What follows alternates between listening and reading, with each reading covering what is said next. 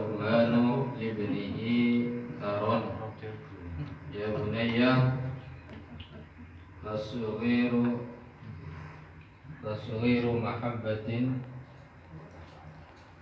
innal hikmata an ta'mala asyrati salihin tuhyil qalbal mayyita wa tujalisul masakina wa nattaqi aw nattajtanibu majalisal muluki wa tusyarriful wadi'a ay tarfa'u as-sakit alladhi la qimata lahu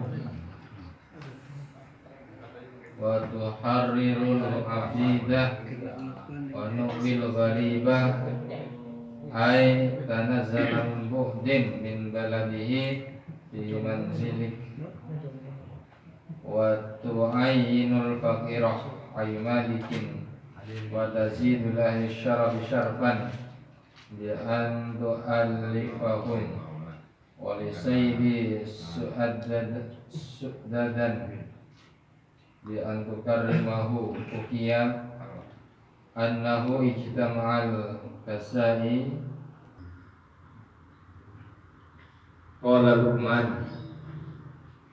Sini Sayyidina Luqman dimasuk dalam Al-Quran ini ya. Qala Luqman libnihi.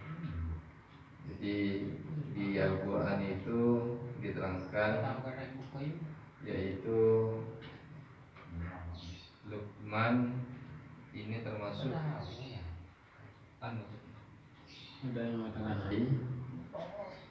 beliau berkata kepada putranya yang bernama Taron, ya bunayya, wahai anakku, bahwasanya hikmah anta mala asyrah iswalin, yaitu hikmah untuk melakukan 10 perkara. Yang pertama, hikmah itu apa? Semacam pelajaran. Yang pertama, tuhyil qalbal mayyitah, yaitu menghidupkan hati yang mati. Menghidupkan hati yang mati artinya hati yang jarang berzikir, mengingat pada Allah.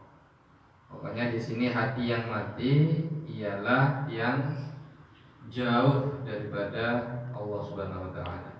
Maka di sini tuhyil qalbal mayyit, menghidupkan hati yang mati. Kemudian hikmah yang kedua, wa tujalisu al-masakinah, yaitu bergaul dengan fakir miskin. Bergaul dengan orang-orang yang masa kini ya. Jadi ya, orang-orang yang masakin ya. Kalau di bahasa Indonesia kan masa kini. Kemudian wanattaqi atau menjauhi ijtanib majalisal muluk, jauhi daripada penguasa. Takutkan ngorok. Ya, jauhi dari penguasa. Artinya apa? Kok menjauhi dari penguasa? Artinya bukan menjauhi, bukan berarti kita menjelek-jelekan, tidak sedang dan sebagainya. Artinya menjauhi dari penguasa, kita tidak mengharapkan sebuah hal-hal yang berkaitan dengan kekuasaan, berhubungan dengan imbalan dan sebagainya. Biarkan penguasa mengatur dengan seadil-adilnya. Nah, bagaimana sebagai rakyat kita atau sebagai apapun profesi kita, kenapa kau harus menjauhi daripada penguasa? Supaya kita tidak mengharapkan sebuah imbalan, membatasi diri daripada penguasa itu. Kemudian utusyariful wadi', yaitu kita memuliakan orang yang tertimpa musibah atau yang disia-siakan. Nah, di sini mengangkat orang yang jatuh atau yang lagi mata tidak bernilai, atau orang yang mungkin di situ tertimpa musibah atau dia sia-siakan, atau juga termasuk orang yang terlantar. Atau harrirul abid, membebaskan hamba. Kalau sekarang mungkin nggak ada, tapi masih di belahan dunia itu ada, cuman tidak terdeteksi oleh kita terkait dengan hamba sahayanya atau perbudakannya. Di sini wanu'mil gharib, yaitu membantu orang yang dalam perjalanan. Di sini menolong, ya, melindungi tamu, ya, melindungi tamu atau orang yang dalam perjalanan. Biasanya butuh bantuan kita dalam memberikan hidangan dan sebagainya, atau mungkin ya istirahat sebentar dan sebagainya. Bisa kita melayani mereka dengan apa yang kita punya. Kemudian waktu al fakir, di sini kita menolong orang yang fakir, mirip dengan yang tadi, ya, yaitu bergaul dengan orang masa kini. Kemudian kita memuliakan orang yang memang mulia atau memiliki atau yang berhak untuk dimuliakan. Wa tazidul ahli syarafi syarfan. Kemudian oleh sayyidi su'dadan bi an tukarrimahu, memuliakan orang yang memang menghormati orang yang berhak untuk dihormati. Di sini.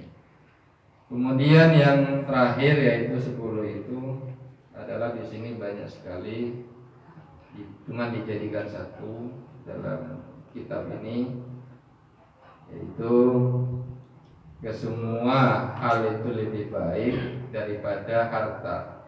Kesemua hal itu lebih baik daripada harta, yaitu afdal minal mali, minal khauf, kemudian keterpeliharaan dari rasa takut, kemudian menyiapkan membekalan perang, yaitu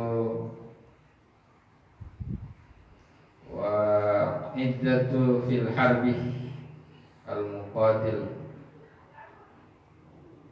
Kemudian bidu'atihi, ini yang ke-10 ini panjang sekali karena dijadikan satu, jadi bisa saya terangkan pada minggu yang akan datang. Panjang. Yang ke-10 ini yang inti ini di surat Luqman itu ada, ya, surat Luqman bahwa yang itu, nah, itu banyak sekali nasihatnya. Pengarangnya yaitu Syaikhuddin Muhammad Nawawi Al-Nawawi, ya. Di sini yang dikarang oleh beliau, yaitu termasuk dari yang ada di Al-Quran itu. Cuman di kitab ini ialah dirangkum menjadi 10, yaitu menghidupkan hati yang mati. Artinya kita mengingat kepada Allah untuk menghidupkan hati kita, apalagi sekarang masuk di bulan Rajab, untuk pembahasan kita malam hari ini. Mudah-mudahan kita bisa memahami dan bisa kita aplikasikan dalam kehidupan sehari-hari. Wallahu a'lam bishawab. Mungkin ada pertanyaan dan tambahan.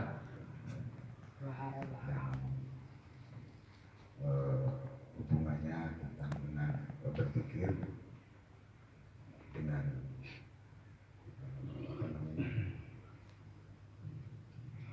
hadis Nabi, innamal a'malu binniyat, semua amal perbuatan tergantung dengan niat. Nah, sekarang jika kita berpikir bersolawat tanpa niat, apakah tetap mendapatkan pahala? Terima kasih. Assalamualaikum. Termasuk menghidupkan hati ialah bersolawat. Apakah dengan tanpa niat kita bersolawat itu mendapatkan pahala. Saya yakin dengan bersolawat dia akan nyambung dengan Rasulullah. Kenapa? Karena ketika kita membaca salawat, man shalla alayya wahidatan sallallahu alaihi asyra. Jadi kalau kita bersalawat sekali saja itu mendapatkan 10 kebaikan. Padahal kita enggak berniat, masa kita enggak berniat apa? Pasti kalau sudah bersalawat itu pasti nyambung dengan Rasulullah. Pasti muncul di situ. Ya kecuali memang niatnya lain untuk ria atau niatnya untuk apa ya lain lah gitu niatnya, maka itu menyimpang. Berselawatlah dengan sopan kepada Rasulullah, memakai adab sopan santun, dan kita bersalawat kepada beliau. Nah, insya Allah mendapatkan 10 kebaikan dari Allah Subhanahu Wa Taala. Ketika kita membaca salawat, ya sudah berpahala itu ya. Mau diniatkan apa, kan kita emang sudah berselawat, membaca selawat walaupun dalam hati tuh. Nah, maksudnya Ustaz Bagong ini setiap pekerjaan itu ada niatnya gitu. Betul Ustaz? Ya, hadis itu kan. Iya, kenapa Apa lama banyak gitu? dengan hadis itu?